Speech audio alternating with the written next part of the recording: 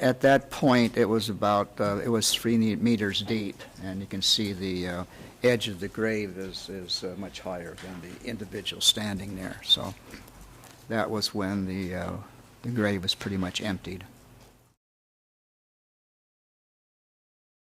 132 minimum count of 53 of the individuals we found were complete. 23 were nearly complete. And then the rest were body parts. They could be torsos, they could be legs, they could be individual bones, or they could be fragments of bones.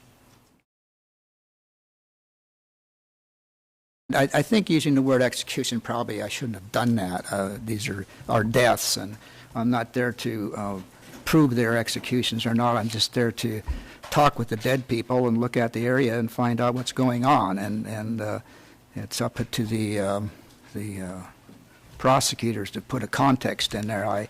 I talk for the dead people, not for the tribunal.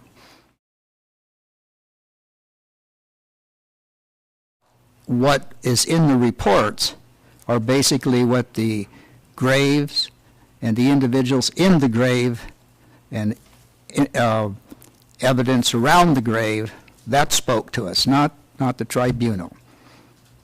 They got what they found. They got what they got when what we actually had observed and collected. Then they could manipulate that themselves or deal with it in trials. But that's what these reports are about.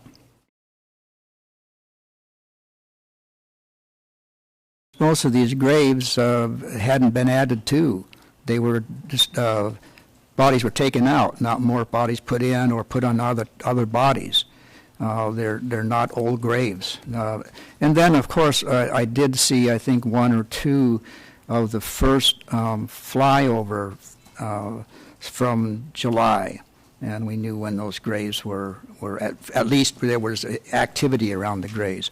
But I saw no indication of bodies having been there from previous wars or previous burials. That didn't show up in what our findings were.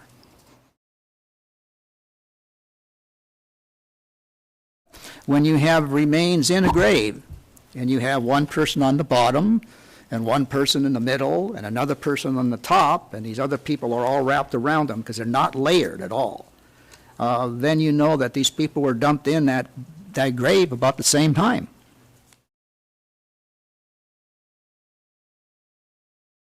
Well, when you look at graves when there's 63% or so blindfolds, that people don't fight with their blindfolds on. Well, it's difficult to see that all these head wrappings dropped right down below the eyes, and they were tied very tight in place for the most part. They didn't slip. They weren't hats or bindings on the head. They didn't go up, but they didn't go down. They stayed right over the eyes. They were tied very tight.